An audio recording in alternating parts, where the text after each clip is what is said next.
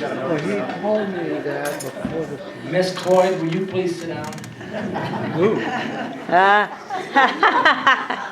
were being taught by Jim back then.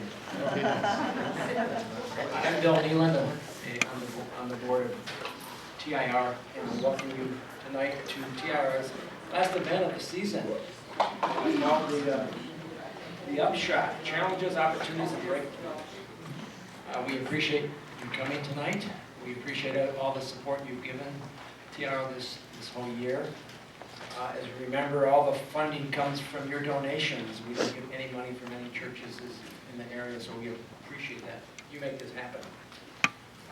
One of the handouts when you leave tonight, we have a summary sheet of our program for beginning next fall called Science and Theology, Creating a Path to the Future.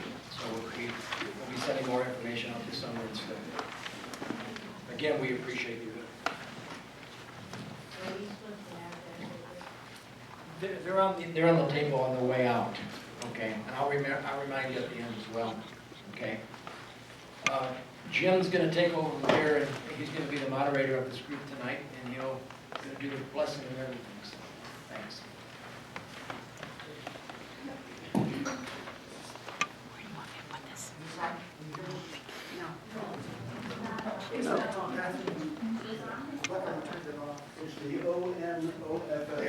There we go. Is that better? Can you hear me now? Yep. Okay, good. That's good. Okay. So let me just introduce Linda and Joachim first. So I'm going to start with Joachim. So Joachim came to Fort Collins in John 23rd in 1975. 74. And many of you, he has presented so often, and you've seen his bio. So we talked today, and he said, you know what I think it would be better to do is just talk a little bit about the deep things I've taught over the years. And I think that's a great idea. So, I don't know, what day did you go to St. Thomas? 72, 74. 72, 2 years. 2 years. And you taught there. You taught 11 courses. Can you believe that? 11 different courses. And he had just come from Louvain, and he had been taught by the Paridi of the Second Vatican Council. So he had all this new theology. They were the theologians of the council, and he had them as professors. So he brought all that to the future priests. I don't know how much of that they absorbed, but he certainly brought it to them. And then he brought that to Fort Collins, and he taught classes to the community at Blessed John 23rd, which was the home of this program for 34 years, basically. He taught courses every year in Scripture, in theology, in moral theology, and all kinds of things. And it was just a huge formation for that community over those 40 years or so. It was 34 years, I think. And then he actually got a teaching position in the philosophy department at CSU, and was there for 24 years while he was continuing to teach at John 23rd, and taught a series of classes there: contemporary Western religious thought, religions of the West, meaning and truth and religion, New Testament interpretation, the philosophy of religion. And then towards the end of his time there, he was the chair of the interdisciplinary program in adult studies. So there was a special degree or special Religious studies. Religious studies. Did I say religious studies? Okay. So he has a whole history. He was the founder of this program that we're still keeping alive. So.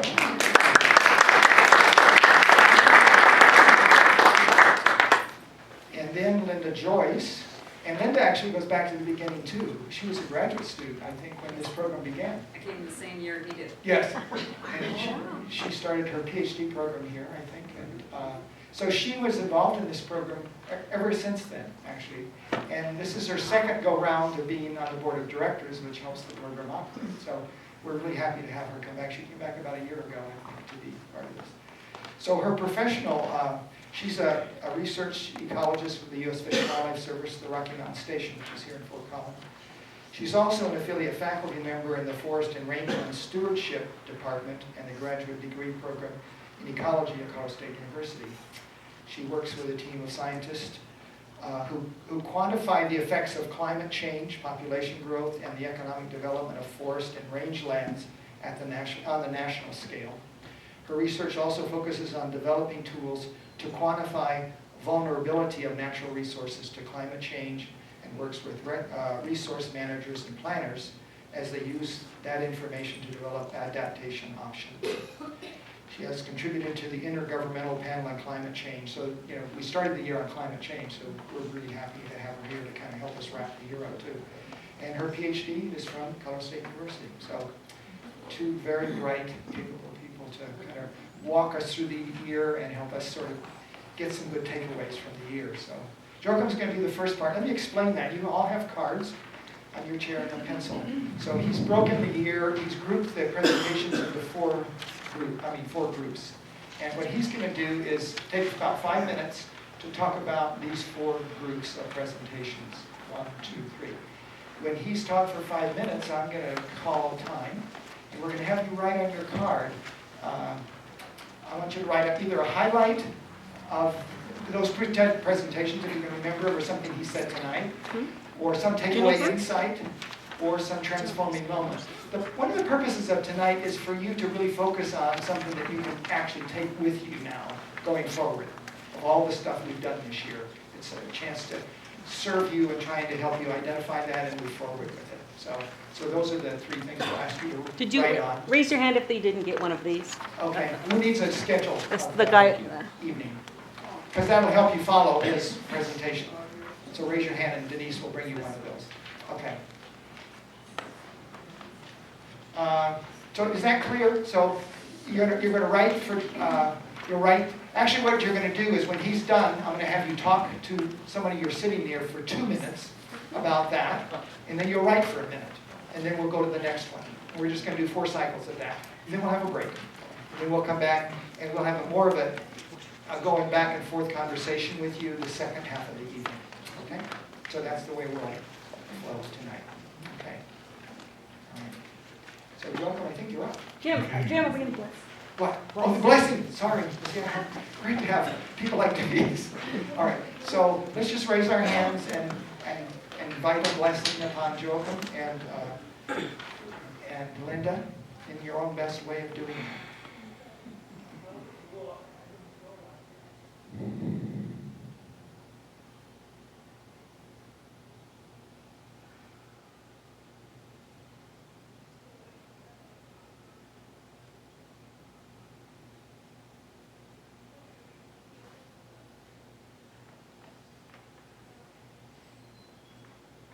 Amen. Thank you.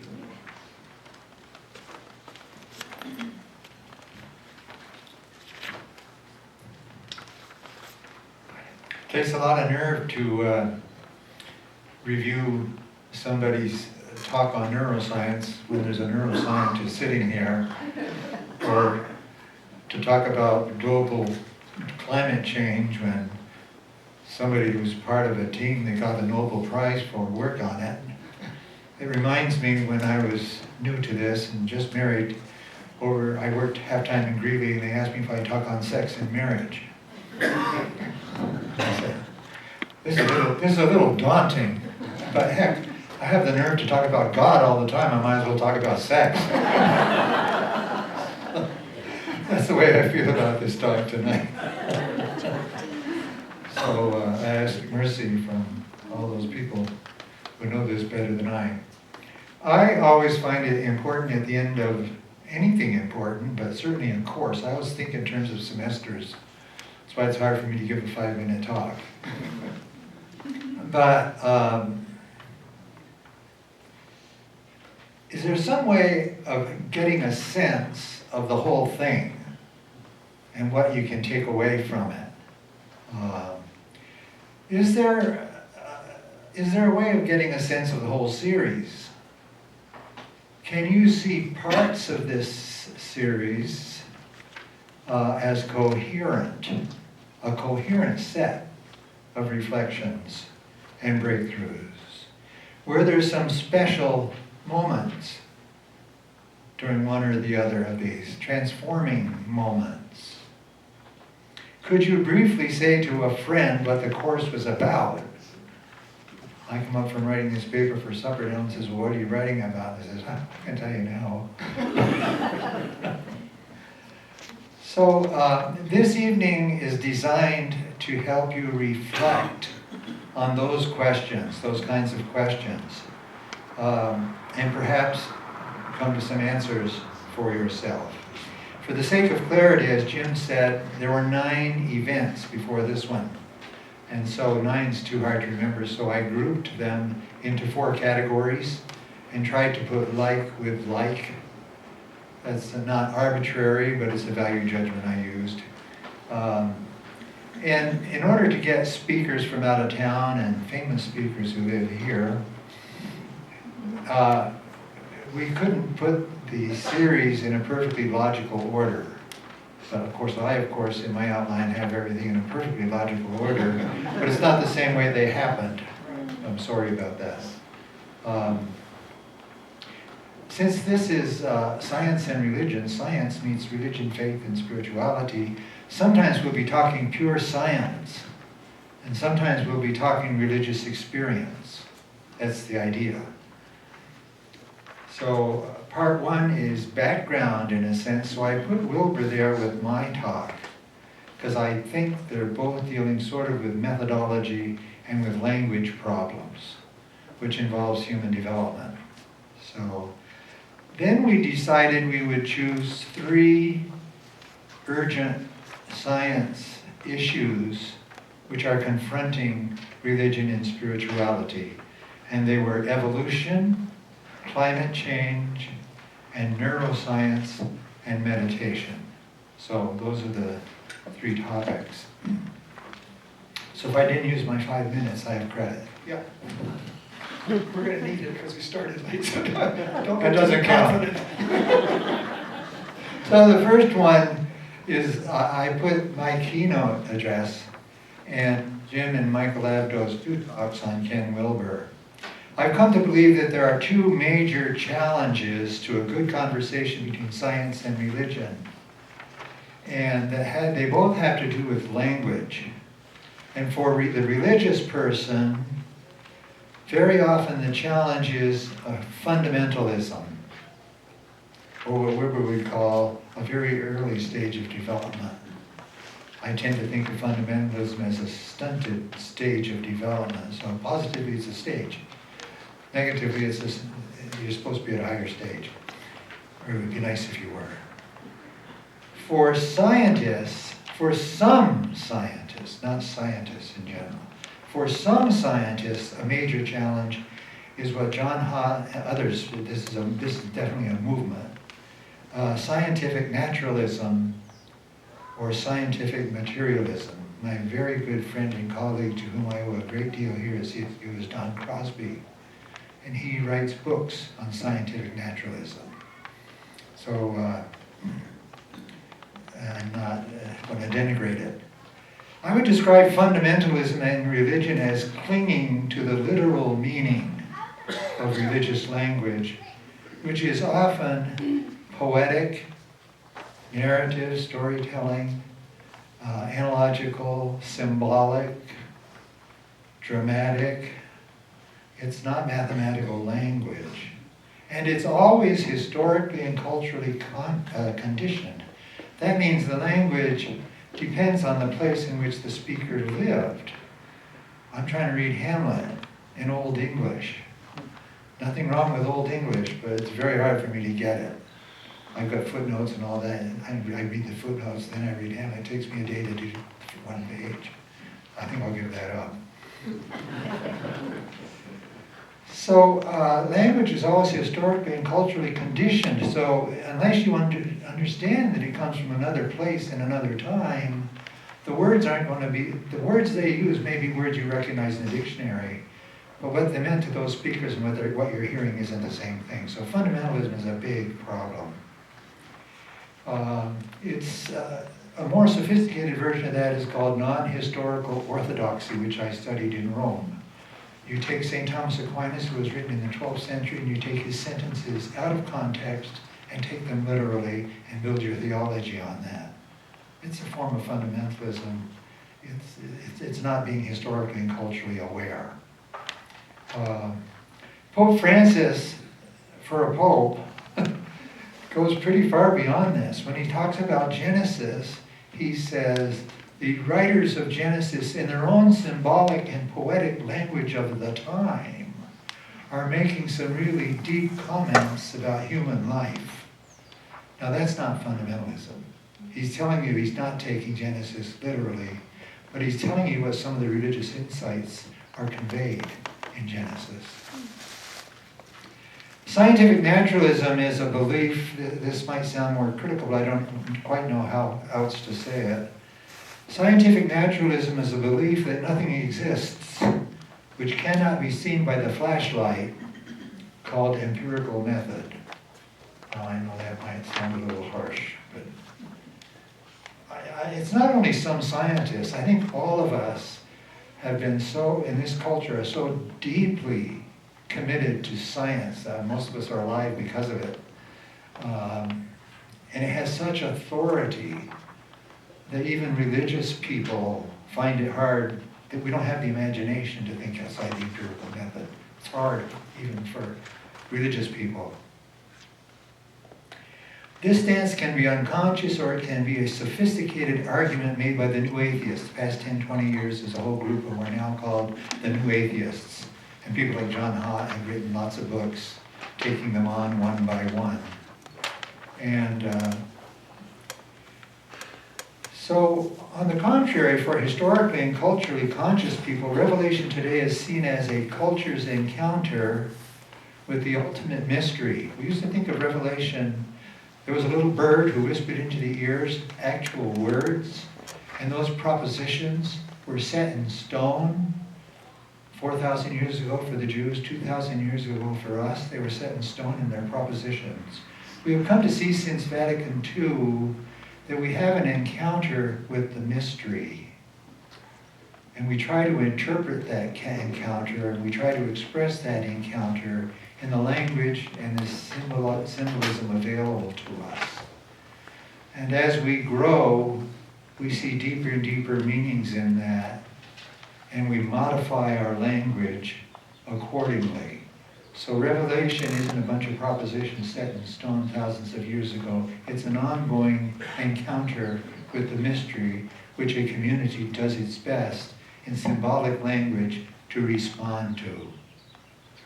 Now, I'm almost finished. I have one more minute? Okay, good. I have to bring in Ken Wilber here. I have to read this because I'm not an expert on Ken Wilber. I don't know what, I'm a generalist. The work of Ken Wilber can be seen as a major breakthrough in dealing with the two challenges I just spoke about. Wilber has analyzed practically all of the modern developmental theories and proposed commonalities among them. His written corpus is massive. He has done massive work on the stages of human development and consciousness. The four quadrants which we've been talking about with all their individual levels are a reminder that we need to look at things from all of the major perspectives. All of our knowledge is perspectival. All we have is a perspective on things. And if that's true, the more perspectives we have, the better off we will be. That's what Wilber's about, I think, partly. And that has to do with human development. Early stages of human development, you can't take somebody else's perspective. So I think that relates to this science and religion. We really need each other's perspective, or we're missing out on the richness of our culture and our lives. So why don't you take a couple minutes and just chat a little bit with each other about what Joachim has said, and if you can remember any of that. Yeah, not so much about what happened in the course. Yeah, but some of these people weren't at all those courses, but just this general subject area too. No. It's part two of mine. You know what a paradigm shift is? It's a word that's bandied about. It means that your whole world shifts its perspective. It seems to me that the biggest paradigm shift in my life was from a static worldview to a processive worldview. And that gels. It's being, the old paradigm's being undermined and undermined. You have to have enough cognitive dissonance and something not too far away that's more economical shows itself. I can remember I was driving with Ellen up to the Snowman's Monastery listening to a tape on Théâtre Chardin. And I suddenly realized, I'm reading St. Thomas and reading the Bible. I mean, even geology, I don't know when geology shifted from a static worldview. It wasn't that long ago. But anyway, and perhaps the second biggest paradigm shift was what John Hott calls the Big Bang cosmology. That we now can tell the story of the world that we know about from a singularity, a Big Bang, and it evolved. And that led, I think, to process thought, eventually, into evolution. The story of evolution, okay, that discovery involved astrophysics and an awareness of the vastness of the world that we know. And you've heard all this before, I won't repeat it, I can't do that from memory. But we all know how big the starry heavens are. It just boggles the imagination. In the past few years, I've been reading Ilya Delio and John Hott and Teilhard de Chardin and Thomas Berry and a whole lot of other people. People give me books all the time. I had a big book budget when I was a theologian. It's the best part of the job. I found that these people were reinterpreting traditional religious symbols and doctrines in light of the new awareness of the universe as evolutionary. And that kind of bothered me because I was taught that the sources of theology are Scripture and the fathers of the church and the Holy Magisterium of the Roman Catholic Church, etc. Those are the sources of theology. But these people seem to be taking evolutionary science and quantum mechanics and using that to reinterpret theology. So I've been hanging, is that okay? That's been big, and that was big for me this year. You wake up someday and you realize that you are in a story, the universe story, and that you are a co-creator, an actor in this story. But it's an unfinished story with lots of evil in it, which makes it rather dramatic. And it's a story which is still evolving. It's unfinished. Now, if you happen to believe in God and you think God created this evolving world, what does this evolutionary doctrine, what does that say about God? And if we're supposed to be co-creators, what does that say about us? That's what theology is working with right now. Evolution seems to be the master story of our age. Have theologians taken the story of the universe as a creation story? I think they have. I believe that this new story of the universe is what I call a new cosmology. A cosmology is a picture of the world and what your place is in that world and what is expected of you. It's a profound source of orientation, a cosmology. Now, some people have a cosmology without any reference to God or religion. And religious people have a religious cosmology, and that's called a creation story. I'm a Catholic theologian, so that's what I do.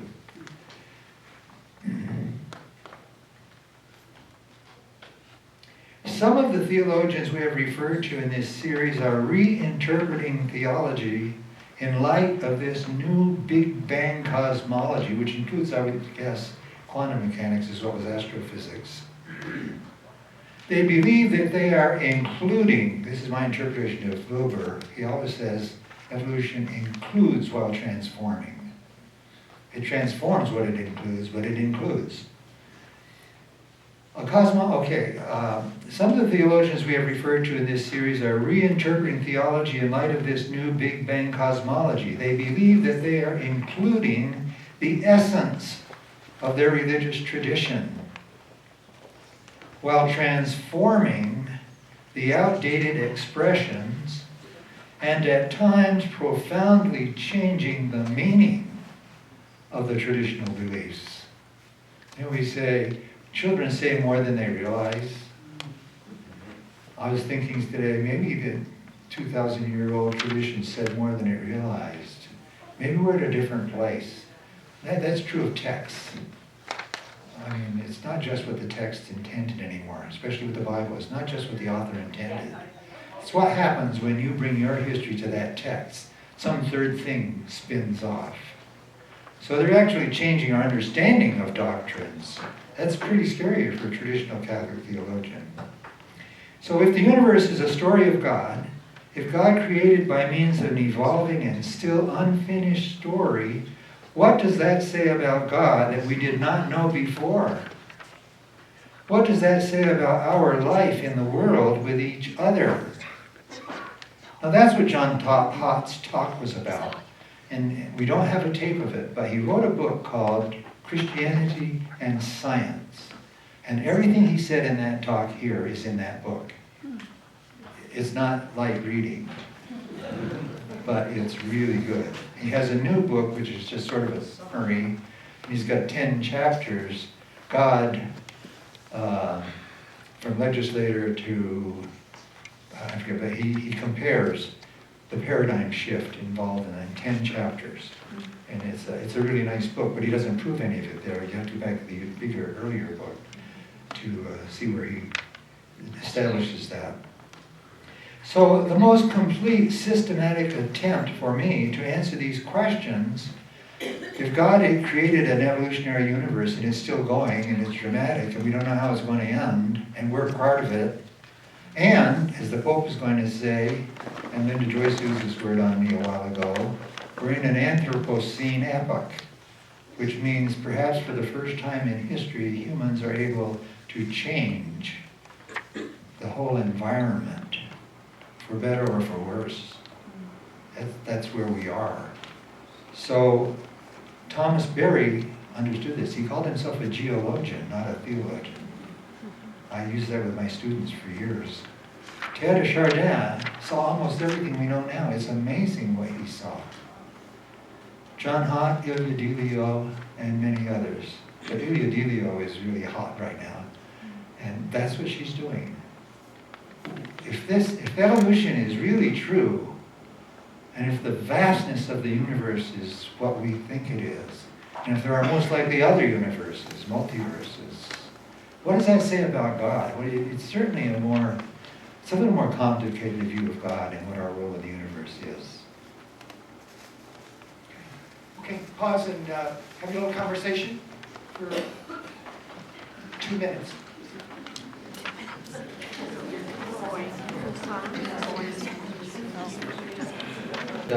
Pope Francis, he's the kind of guy I like to call Francis. I mean, so I'll refer to him as Francis.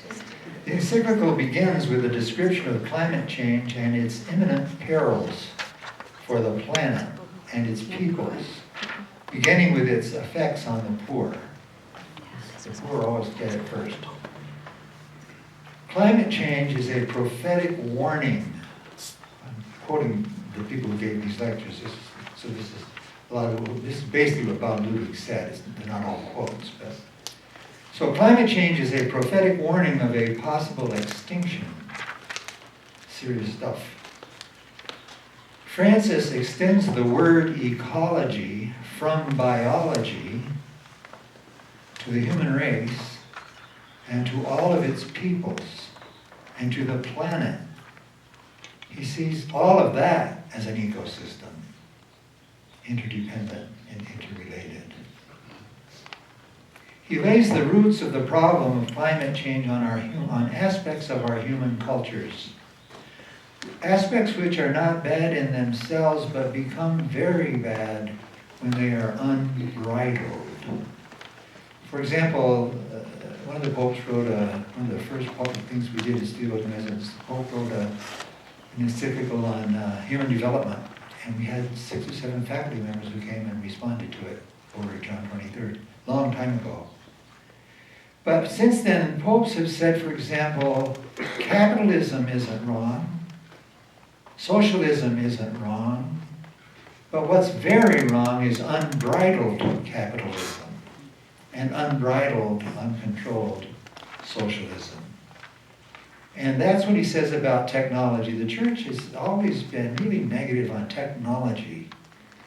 I mean, that's why you can have a contraceptive mentality if you use natural means, but you can't have a contraceptive mentality if you use artificial means.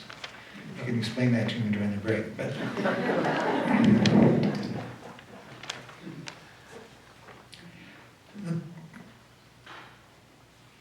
unbridled capitalism leads to economic inequality, which devastates the right to a full life of people, and also devastates the planet. It's not capitalism, it's unbridled capitalism, whose only goal is profit-taking. Here's a quote from the Pope. "The technocratic paradigm tends to dominate economic and political life. The economy accepts every advance in technology with a view to profit, without concern for its potentially negative impact on human beings and the environment." That's what's wrong. It's not technology. It's when, if you can do it, do it. No, maybe you can do it, but maybe you should think about it before you do it. What are the consequences? So he also speaks of individualism and of the new term, the Anthropocene epoch, which I mentioned before. We're in a stage now where human beings can really affect the global climate and the global situation. For the first time. Francis is calling us then in this encyclical to a conversion to a new cultural paradigm, a paradigm which counters the technocratic, exclusively profit-driven paradigm. His vision starts with a creation spirituality and a creation mysticism. I'll have to be quick on this. Bob Ludwig said, "A creation spirituality is being present to the world and being transformed by that."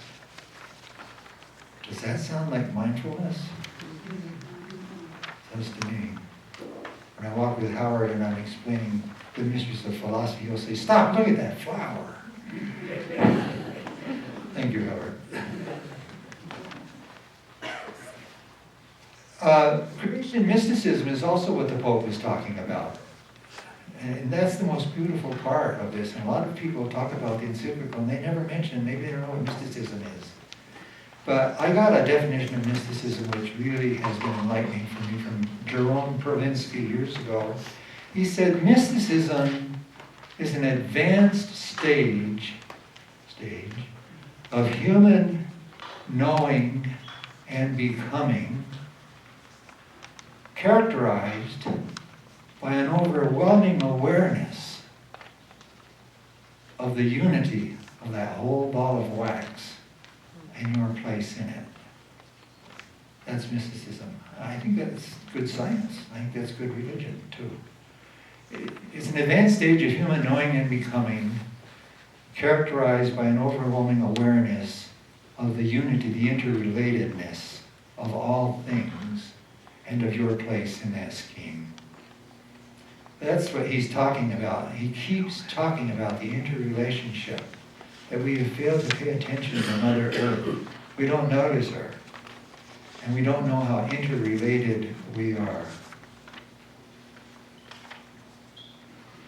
So, I hope I got another minute. I have to talk about Bob Ludwig.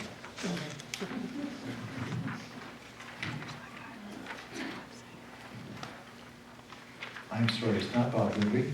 It's the responses from two scientists and an Episcopalian priest to the encyclical. The scientists called us back, Scott Denny and Carrie Iverson. Carrie Iverson. One is an economist and one is an atmospheric scientist. A couple of good people for this encyclical. Those two scientists called us back to the scientific facts, problems, and solutions to climate change. They began by praising the accuracy of the encyclical science of climate change, saying they could use that part of it as a textbook. It was that good for students.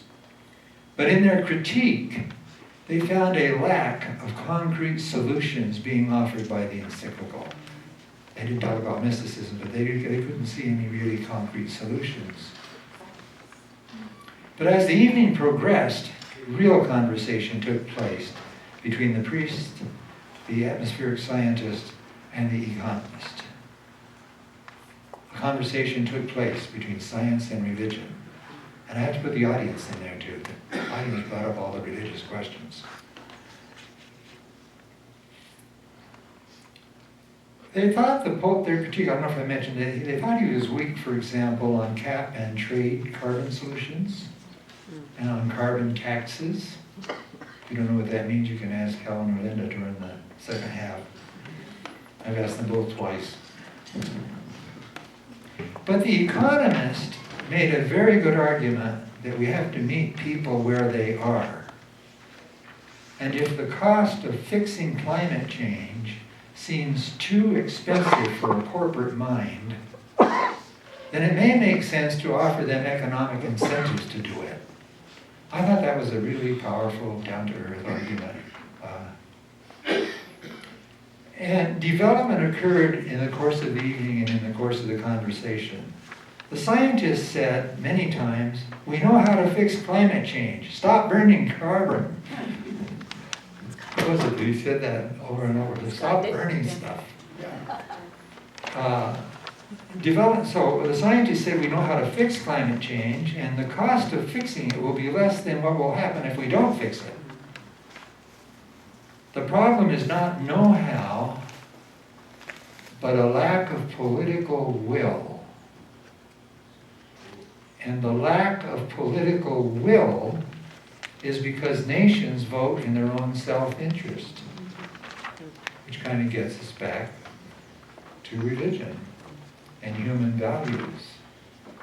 Solidarity is a big word in Catholic social teaching. Solidarity. That's almost a quote. Paragraph 165 is actually saying what the scientist said. Almost in the same words.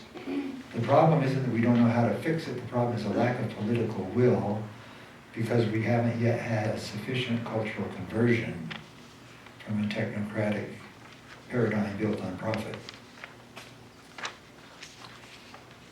So that brought us back to social justice and the notion of the common good, which is so important in social teaching, the common good. How often does a politician trying to get in office say, I will never do anything that's not in the interest of Burlington, Vermont, or CSU, or whatever. I'll never do anything. They never talk about, I'll never do anything that's contrary to the common good of the world, let alone the planet. So we did get back to the importance of common good and political will and values. And at the end, Scott Denning said he was deeply moved by the Pope's descriptions of how climate change has affected the poor and is and will affect the poor. So it seems to me at the end, science had engaged faith, religion, and spirituality. I thought it was a very successful conversation between science and religion. Okay, so pause. Have a little conversation. And I chose to do in French Karl Rahner's article on the hermeneutics of eschatological assertions. It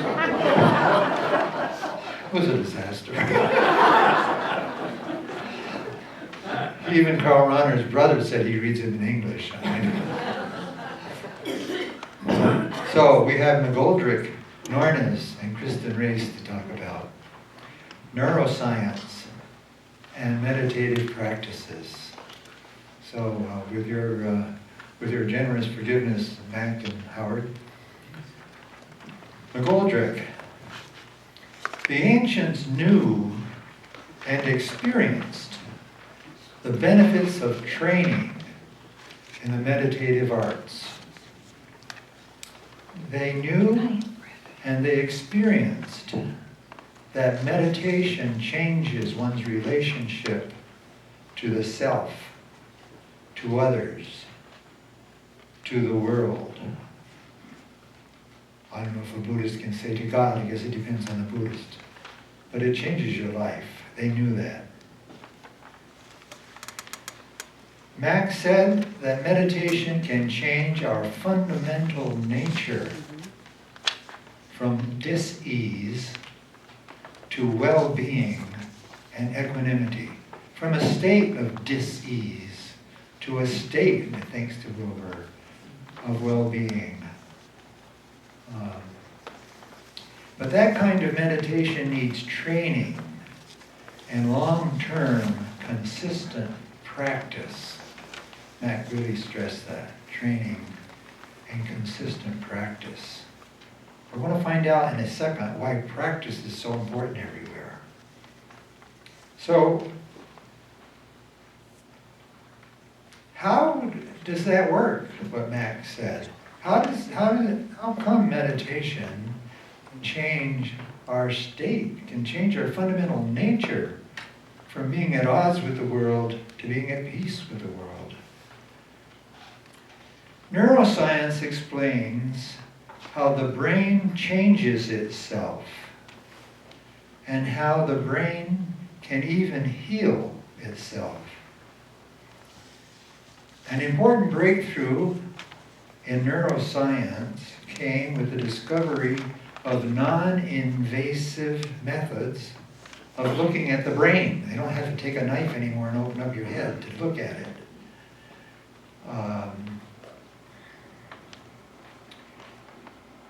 Scientists, non-invasive methods, and I just put a little note in there for the Pope. Technology is not always bad. It's technology that allows us to look inside the brain. Scientists can inject markers into the bloodstream which target specific parts of the brain, and when stimulated, they light up. So you can actually see what's going on in the brain. Every activity of your body, I don't know if I should say mind or not, we'll have to ask Howard later. But even scientists are staying away from mind, whatever it is. Every activity of your body, including feelings and mental states, have a location in the brain. There is a map in the brain for every activity. And the brain cells communicate with each other, turning other cells on or off, encouraging them or slowing them down. With certain kinds, so neurotransmitters, if you've ever been to a therapist, you've heard about neurotransmitters. I never tell you what they are. Neurotransmitters are chemicals which carry these messages along pathways on the brain maps. With certain kinds of stimulus, various parts of the brain are activated and light up so that the scientists can non-invasively look inside your brain and see how it responds to various stimuli, including actions, feelings, mental states, peak experiences. Science can see neurons and pathways, brain cells and pathways. We can see that the brain cells and pathways can grow with use and die or be killed by non-use. The phrase is use it or lose it, especially as you get older, they tell me. We can also see that cells that fire together wire together. That's why you need practice. The first time you ski down a mountain, you're likely to fall. It takes a lot of practice. I mean, imagine throwing a basketball halfway down the court, way up in the air at a certain speed and at a certain angle so that it goes through. How many brain cells are involved in that?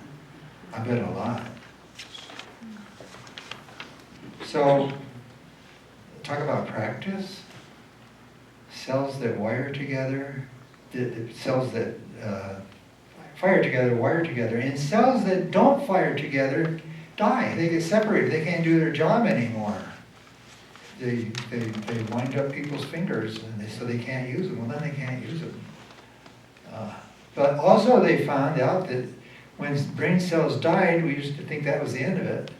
But now they see that other brain cells can take over, even though they're somewhere else. They can take over for the dead brain cells. They're very, I think Howard calls it realty conscious. They're very competitive for real estate. So if one cell isn't doing its job, another cell will grab in there and do it. They're competitive, that's the word. This shows why practice is so essential to skills, whether they're athletic, surgical, or meditation, or good mental health. The scientist can look into your brain and understand how it is that serious, consistent meditation practice can actually change your brain and your state, your nature. That's pretty amazing. Then comes Kristen Race, who's a nice young woman who teaches mindful parenting. And she knows a lot about neuroscience, so I don't have to, her first part was kind of repeating the neuroscience. But she talked about the fact that there's so much stress in our lives that we need to be able to do something about it. And she talked about the stress response and how that is related to brain maps and brain cell pathways. And she spoke of two parts in the brain, the amygdala and the prefrontal cortex. I don't know much about these, but I have a friend who's a neuroscientist, so I can use the word. The amygdala is where the brain, if it's stimulated, it's either fight or flight or freeze, which is probably what I would do. I just love that pilot who realized birds had hit his engine and he had to land in the Hudson River. I would have frozen. Most of us probably would have. He landed that thing. Amazing. It's impulsive, the amygdala. And Howard says the amygdala is the default position of us. We have to grow out of that. The prefrontal cortex is the cognitive or rational part of the brain. That's when you're thinking right. Danger or great stress turns on an alarm system, and everything runs to the amygdala and gets you all stirred up.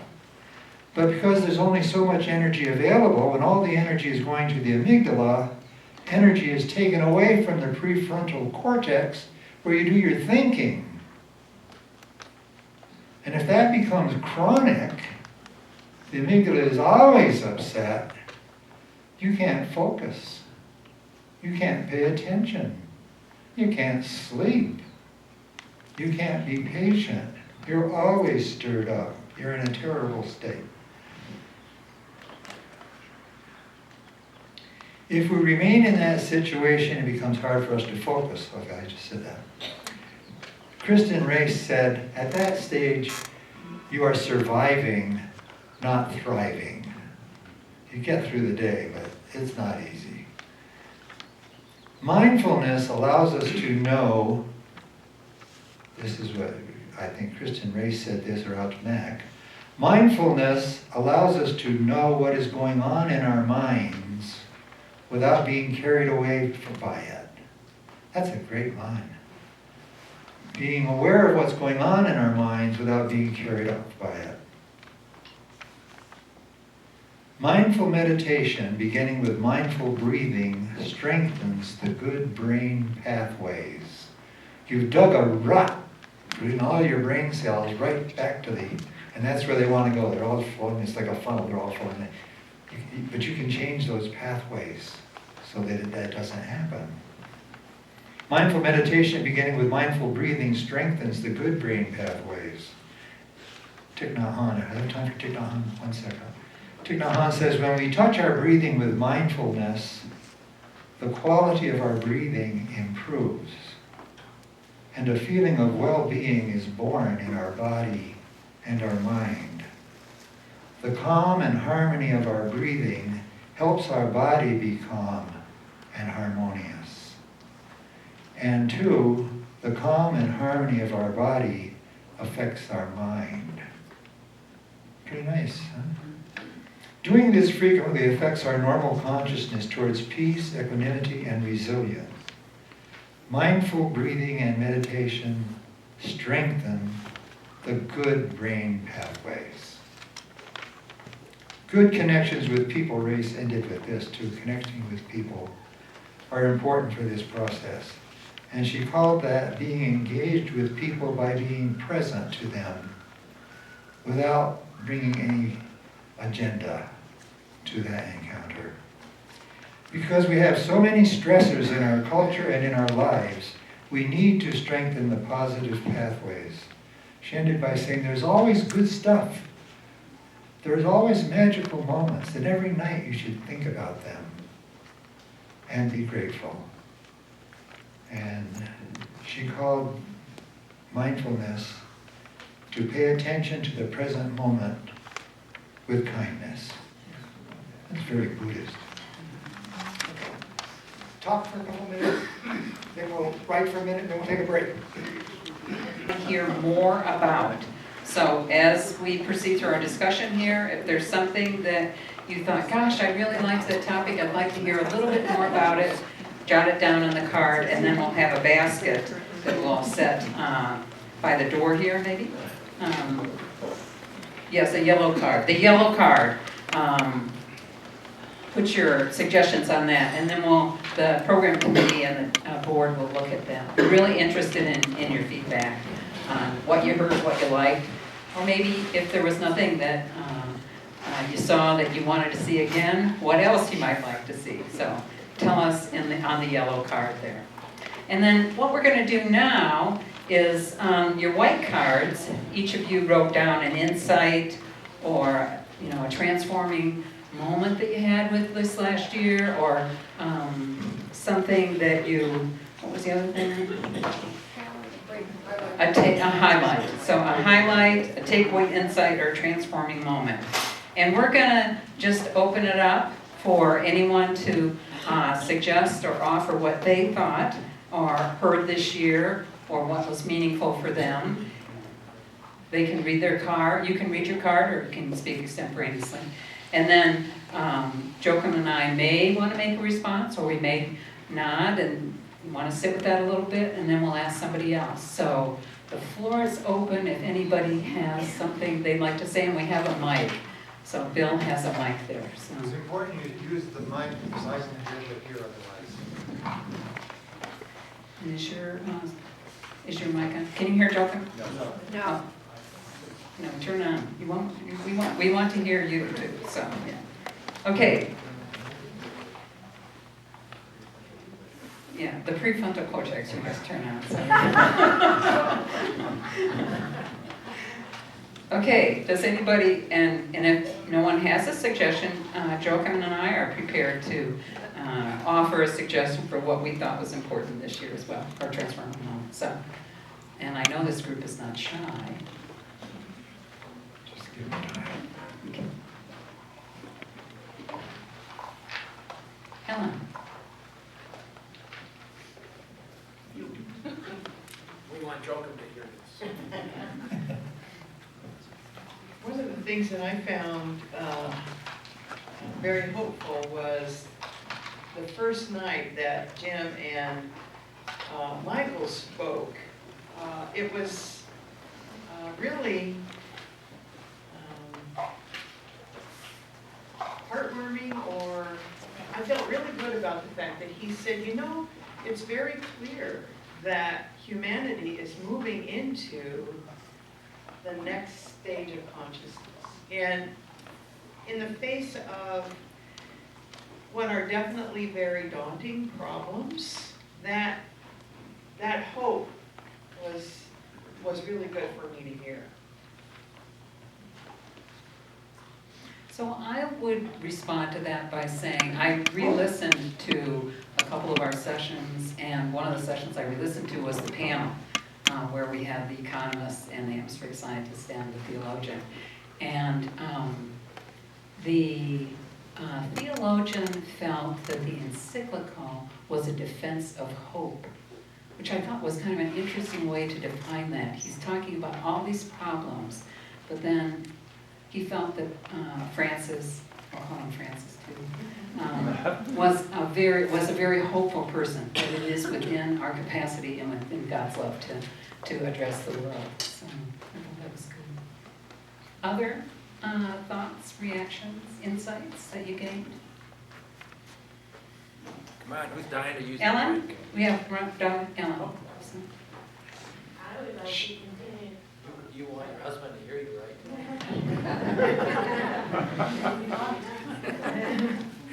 Well, I don't think it's revolutionary, but I would like to continue the exploration of science and theology, or science and religion. And Delio is, am I saying her name correctly? Might be someone we could hire or pay, invite to come speak. invite to come. She's been here once, but I don't think at that time we realized who she was and what she had to offer. I think also we might hear from Howard again, because we have his great wisdom in the group. So I think we have a lot of potential that we can continue to explore. And definitely we would like to hear from your comments on that in terms of what we might think about exploring. We have ideas and we want to continue this theme of science and theology, creating a path forward, because we think there's rich material. I was thinking, for me, it was like taking a course, doing this review Yeah. was wonderful for me. And I was thinking, each one of these, there's a book that's one or two really, they've all written lots of books, but on each one of these we have a book or video. And you know, one year when we did Vatican II, people formed small groups during the summer. So you could take one of these 9 events and get the basic book, and you'd need a good facilitator. And that would be one way to continue this, because any book needs to be read two or three times, and this stuff certainly needs to be done several times before you can begin to absorb it. And the other person I think we should include in this discussion is Linda, you yourself, because you are among the scientists here, and you have so much to offer that you could also lead to explore their thoughts. Thanks, Ellen. Other thoughts here from the group? Bob?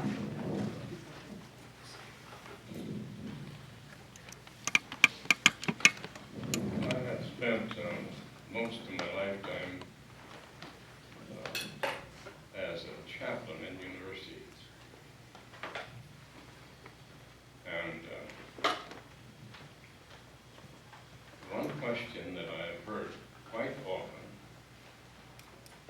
and I wonder about it myself,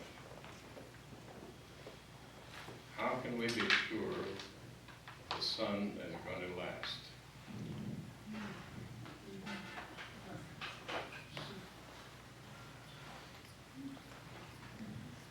Is that a serious question, Bob? You want an answer for it?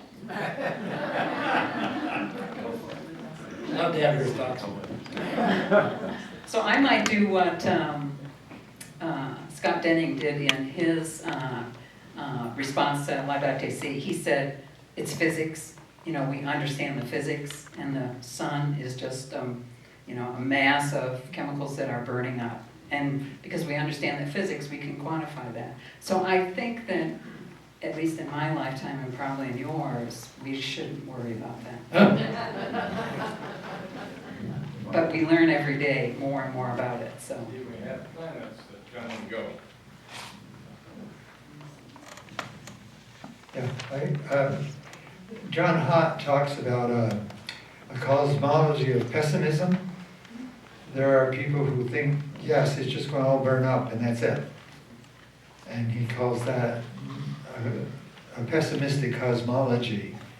I don't think anybody knows, but Well, I've only lived 95 years. And, I haven't seen much sign of it yet. there's somebody in the back.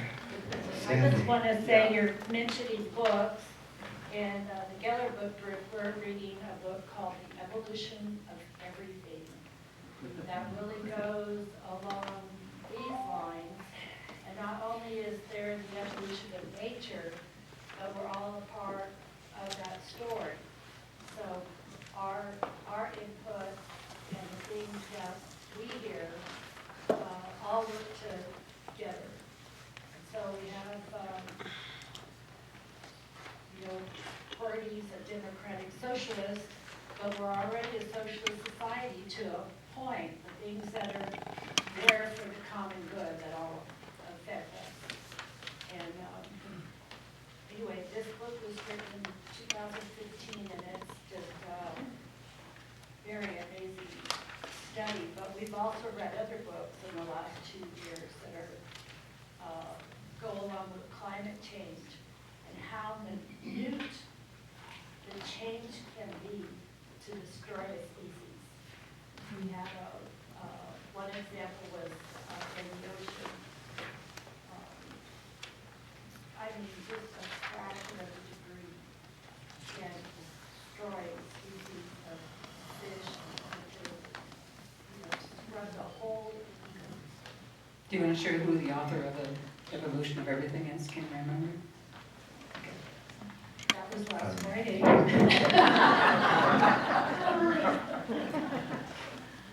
I could send it to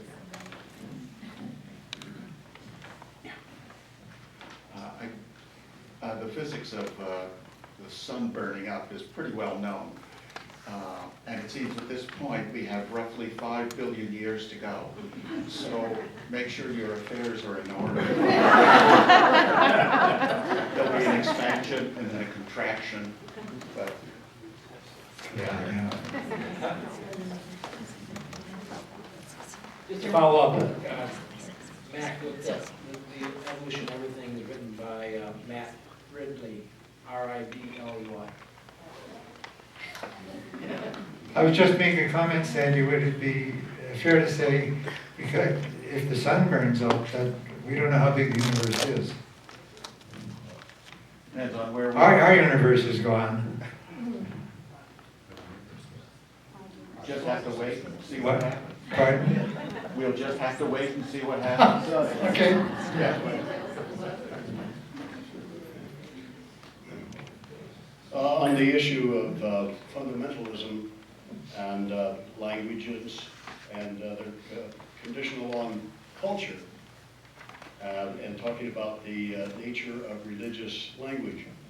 Of course, one of the major issues facing civilization today is ISIS and other extremists. But they are the most extreme, but they are using the language of their religion from the 7th century.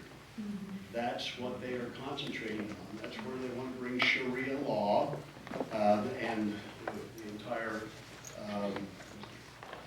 package that comes with the 7th century thinking of their religion. And that's something that I think a lot of folks, including lawmakers, et cetera, have not really realized at this point. So we have to figure out, in my opinion, we have to figure out some way of countering that mentality. Now, yes, 1.3 billion Muslims, but only a minuscule number are in fact these fanatics. But they are the ones who are getting the attention, and they're the ones who are using the power. And if you really just don't believe the way they do, then you must die.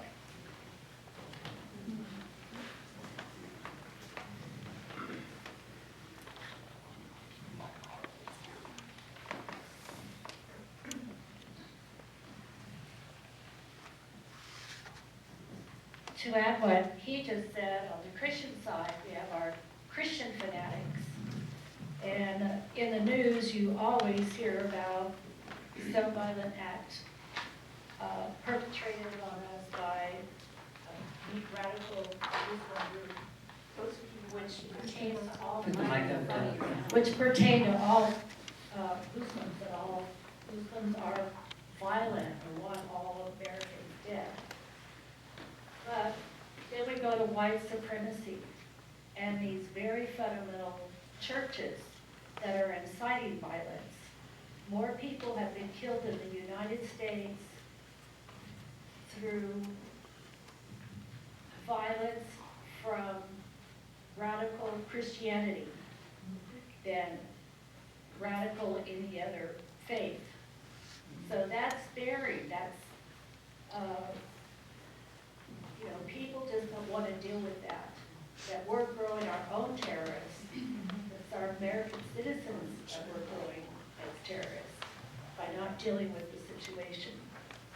So we had Kristen Reyes come talk about mindfulness. Do you think that it's possible that we could cultivate sort of the practices of mindfulness in the ways that she talked about it that would help in both of these cases here? We're talking about evolution in our book study. So we're talking about evolution here. We're talking in our book study that the way I'm hearing it, I'm thinking that some people will never transform or have a paradigm shift. This is the way it is. And I don't think you can, the children of these people are being taught all this awful hate, and some of them do get out. But it's generational. It's so just awful. I mean, it is that their core beliefs, and some core beliefs cannot be changed. Well, I think Wilbur would say that cultures go through stages. That's what he said when we're at a point now when there are more, it sounds a little elitist, but he says about 70% of the people are at a lower stage. But he also looks in Brian Swim, who does the history of the universe and the history of civilizations, and the big period 600 years before Jesus, 4 or 5 cultures made a huge shift in development to individual thinking and critique of their traditions, which was a developmental stage of 5 cultures. So I think, that's why I think I'm very upset when people reduce spirituality. Well, first reduce religion to spirituality, and then reduce spirituality to individualism. Individuals aren't going to change systems by themselves. So I think we need a government, contrary to some people.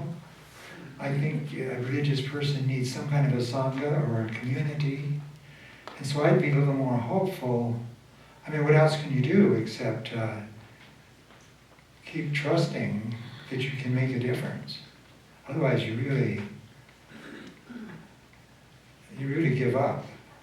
Well, the Southern Poverty Law Center is in business for a very good reason. And there's more hate groups in the United States right now than there have been in the last 20 years. It just seems impossible because we have white privilege, and the supremacists believe that they're being discriminated against, and their rights are being taken away from them, and they're not going to have guns to protect themselves. And do you see any progress at all in history? Do you think we're at the same place as a few years ago when one party refused to vote to make it unlawful for children to work 7 days a week? Do you think we need to vote on that today? But that had to be legislated. Like you said, the extremists. But the culture has changed. Yes, but certain people have not. They found their community. They found the people that think the same as they do. So. Okay. I think that, yeah, I think, oh, okay. Bill, there's a.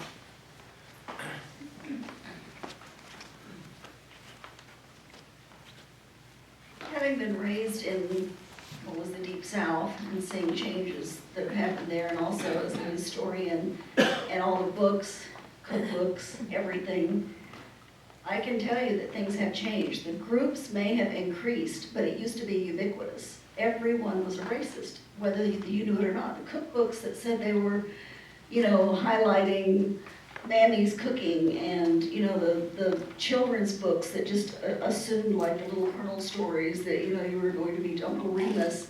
It was everywhere. Everyone was a racist, everyone, I lived in a town that had one of the last people hanged, from a tree.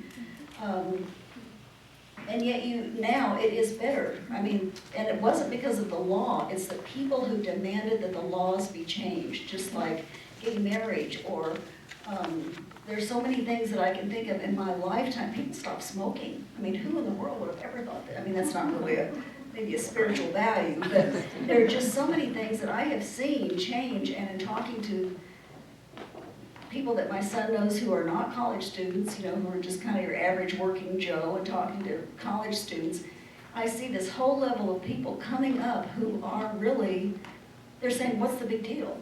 Why are you even worried about that stuff? That's not even something on our radar. And so I am just so hopeful. I really do see even just the backlash for someone like, Trump. I mean, when you see the things that he says, and yet there are people that are speaking out against it, whereas when you look in the 1800s, people said that and everyone said, right on. I mean, that's true, you're absolutely right.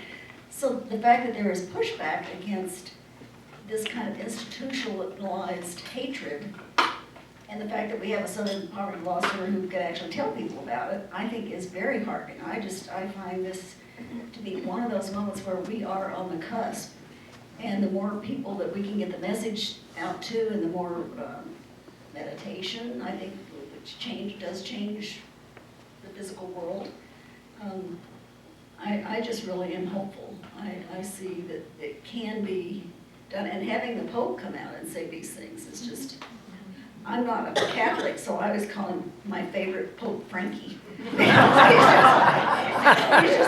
my guy, and I wasn't even raised Catholic, but I really like this man, so I am hopeful. I think if we allow ourselves to not be hopeful, then we just kind of give up, and we can't do that. We have to keep. We do deny the experience then, yes. Did someone else have another? We have a hand over here as well. Today is the 17th anniversary of the Columbine shooting. If anybody, if you all can believe that.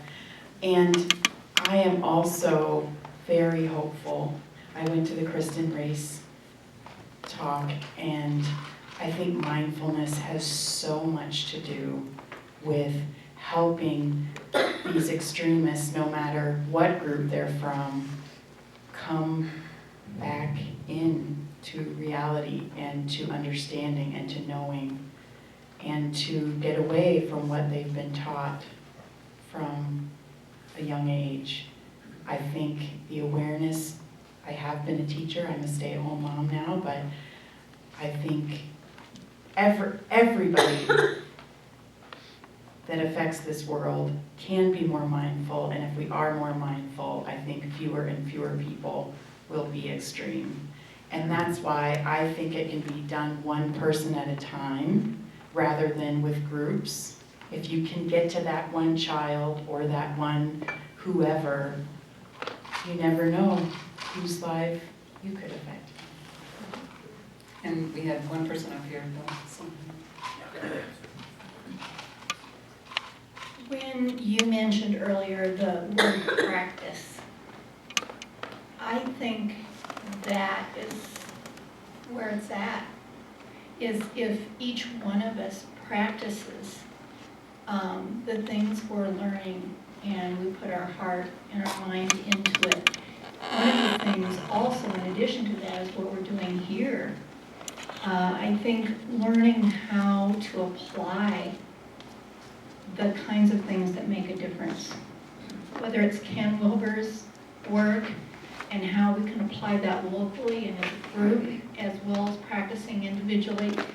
We as people then can make those differences, maybe move this stuff into education at a younger and younger age so that kids are exposed to, and mindfulness is moving into the schools. But I think that our curriculums need to include a lot of this kind of thing. And it's up to us to reach everyone in those systems like that and get our thinking changed into being more mindful, more kind, working together. Then we hit a tipping point. And I think that's where the hope is. I had an experience in the past year that relates, I think, to this with two novels. One was Unbroken, and there was a person in there who was very, very cruel, very inhumane, but he survived, and after the war he lived to be an old man. And after the war, people spoke to him, and he said, I realized it was wrong, but that's the way we were trained, that's our culture, that's the way we were trained. And it took him a long time to grow enough to call into question his tradition, which is what happened in that 600, called the Axial period. Then we read All the Light You Cannot See, about a little boy and a little girl. And the little boy was brainwashed by the Nazis and became a Nazi. And the little girl wasn't taken by the Nazis, but she maintained a morality. And then I thought, well, there's Japan, there's Germany, who's next? Then we looked at the movie on Martin Luther King. Same story all over again, and what I took away from that is that each one of us is called at one stage of development to critique the culture that we have been brought up in, and so that our children don't get what we get. And I think that's what the church really means by tradition. It means to hand on, and to be a steward of tradition means to responsibly decide how much of the tradition and in what manner you're going to hand it on to your kids. You take charge of that. But that's the evolution piece, I think, is when we pass on what we have experienced and grown through, that perspective. I think that's our obligation, is to help younger and more people benefit from our own lessons. I definitely agree with that. I think that's the importance of story. And that's what John Haupt would say, is that story is really, really important. I don't know how relevant this is, but just on the news tonight, on 9 News, I heard a little tidbit about how there's a shortage of teachers in Colorado. And so what's happening is they're having people who have degrees, but they have something to offer in a content area. They're having them come into the classroom and teach. And I think maybe even rethinking how we educate. We have a lot to offer. There's a lot going to waste from the lessons we've learned and the insights we've gained with time. And I think learning how to channel a lot of that wisdom so we can hit that tipping point. Maybe some of those examples like that of putting the wisdom in the classroom as well as in our communities.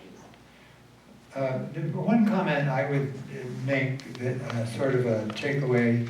We started out this year, science and religion, and sometimes they have a very scientific, naturalists and fundamentalist Christians can't talk to each other very well. But the more I think about it, I'm a theologian speaking now, not a philosopher, but if I think of the world as God's body, and the universe story as a story of God. And the question is, well, if that's true, what does God look like? It's not like they're two different things there's several approaches to science. One is that they're doing completely different things, so there couldn't possibly be any contradiction. That's called an unholy concordat. The price of that is that they're totally irrelevant to each other. The other one is they're doing exactly the same thing, and that's bad too because they're not. But it got a little more complicated for me doing this. If I think of the world as God's body and the universe story as a story which can be read on different levels, which is John Haught's point, then science and religion, it it's almost more like body and soul. It's almost like science is dealing with the empirical, and religion, Abraham Heschel says, religion is a series of visionary responses to life's ultimate questions.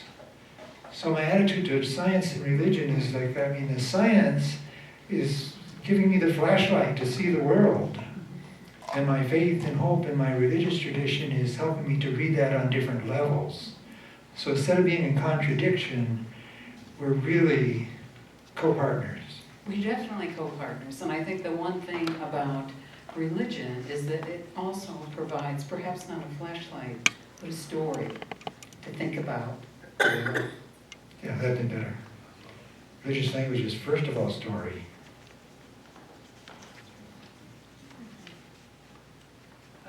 I had a couple of thoughts this evening that I think are pertinent to what you're trying to do now to bring closure on a year.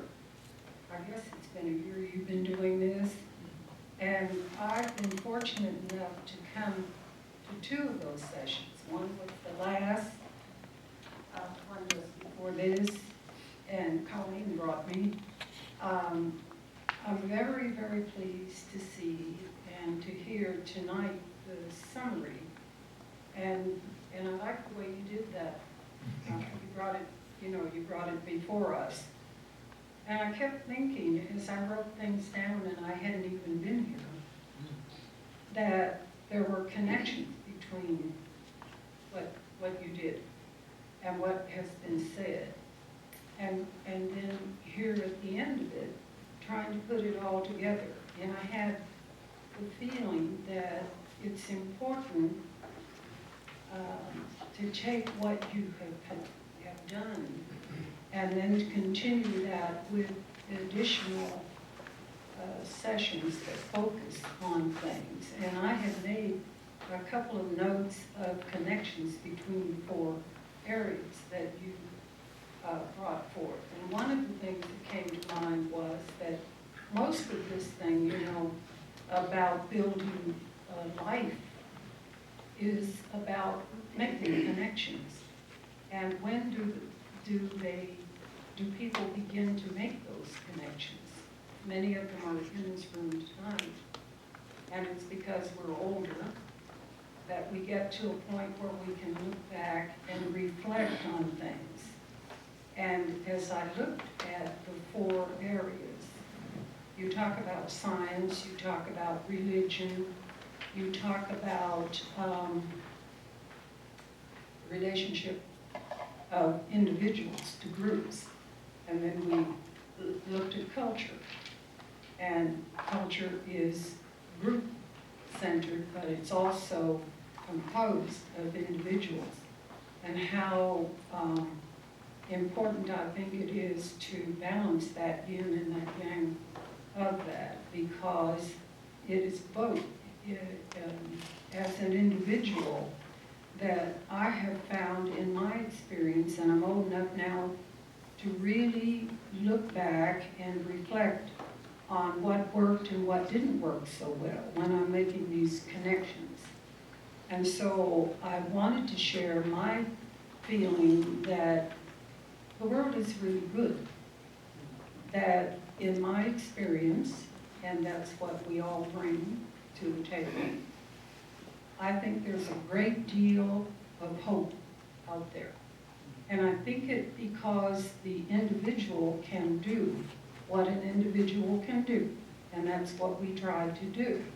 And in my experience here in Little Fort Collins, after a life in the military with a husband that was moving all over the world and all over our country, I can see a great deal of hope about individuals coming together as individuals in small groups like this one and others. And things do get better. They get better, and I'm old enough to say that. I'm 88.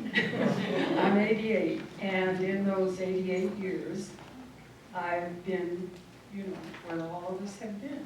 Growing up, trying to mature, trying to put it together, trying to see what works and doesn't work. And yes, I do have hope. And yes, I do think that there are places in our national structure for places like the Southern Poverty Leadership Group, for government. And I just wish that we would take the Pope's view, which is a global view that he has as an individual. And I'm so glad he's been here at the right time, because we are in a mess. And I think that we don't have to be there.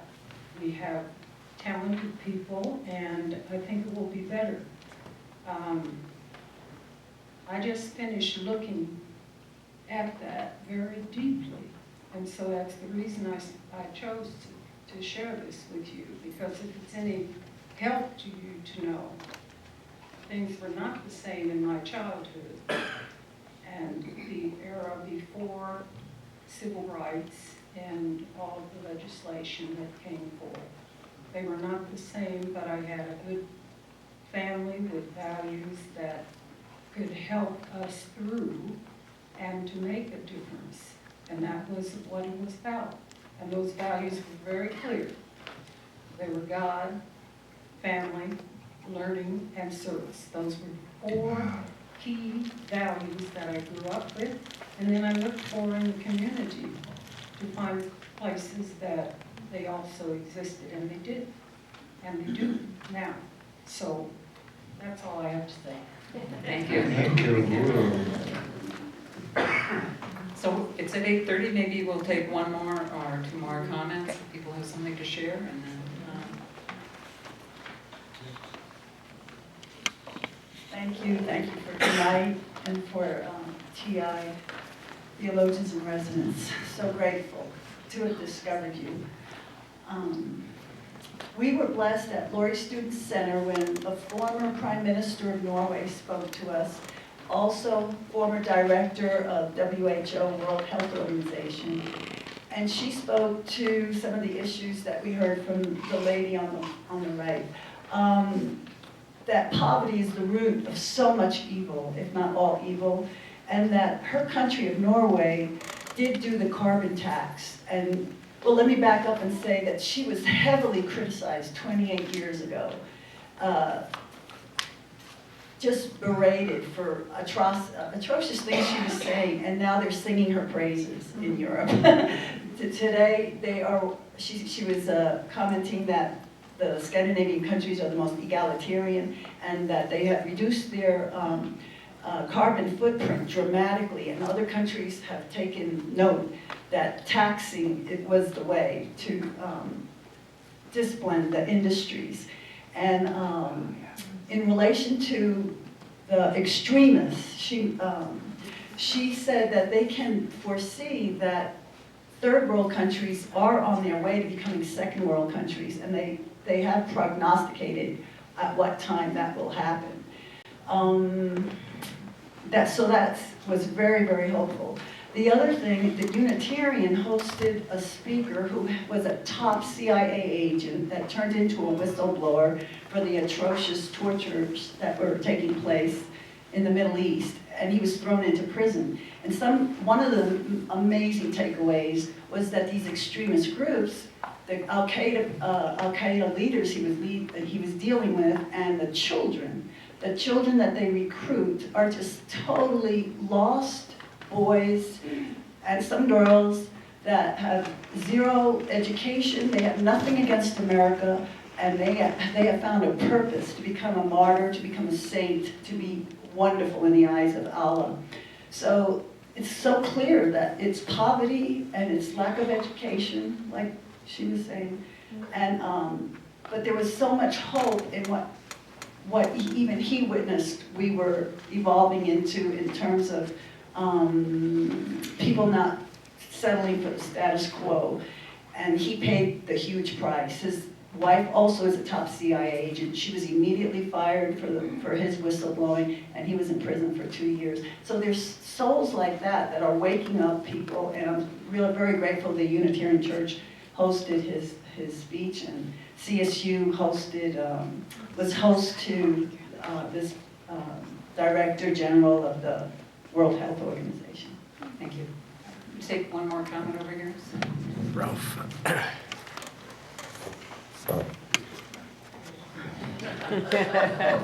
Feels threatening me if I don't make this significant. Right. Well, this is very short. I just want to say thank you again.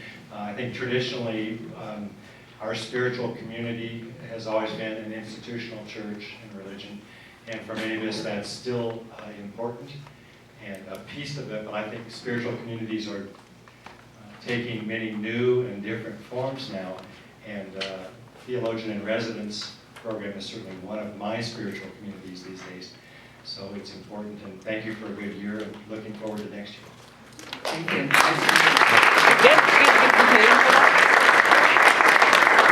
I paid him $10 to say that.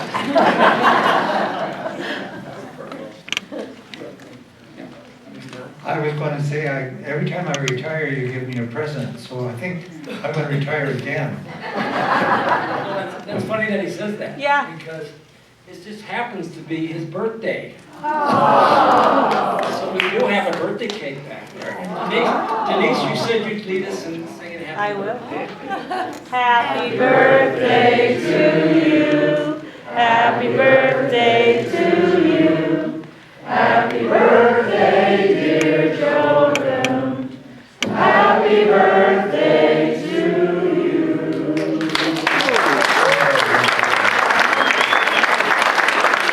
He won't share his years, but he's at least 70. At least 70. So a couple things, Linda had mentioned before reading or looking at a video of our presentations. Most of the presentations that have been given, that we have this year, are on our website. So you can go back and check those.